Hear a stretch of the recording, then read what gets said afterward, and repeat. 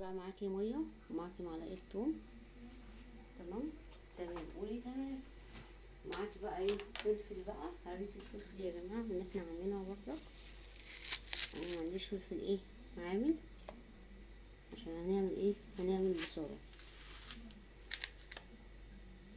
الفلفل بيدي طعم، وده فلفل برومي يا جماعه، بس ايه هنحط كده حبه كده ايه حلوين. ماشي مع الكلام معانا.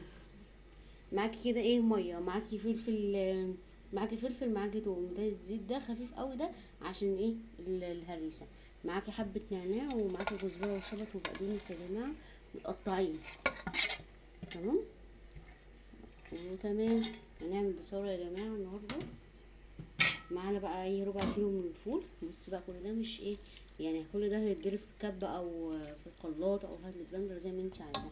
معاكي طبعا بصله. معايا ربع كيلو من الفول اللي ايه، الفول دوت يا جماعه معرفش اسمه، فول مدشوش تقريبا. تمام كده. طبعا التوابل، انا طبعا النعناع يا جماعه حاطه حبه نعناع ناشفين، انا ما عنديش نعناع عامل، عشان بقى الثوم والمعده والكلام ده كله. الكلام ده كله بعد ما كل ده يغلي مع بعضه يا جماعه ويهدى خالص خالص خالص خالص خالص، هضربه بقى.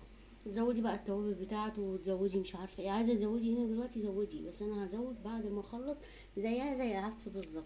تمام كده. هسيبها بقى اما تغلي وتعمل. بصوا هتبقى احلى بصاره هتاكليها يا جماعه، احلى بصاره. الثوم مع النعناع مع البصل مع الفلفل. تمام كده. مع الخضره كزبره وشبت وبقدونس حبه نعناع، عشان بقى ايه قولون الانتفاخات الكلام ده كله. عشان ايه الفول يا جماعه، الفول تجيبيه تنقيه تغسليه كويس، تنقعيه ساعه ساعتين، او ما نقعتهوش بقى براحتك.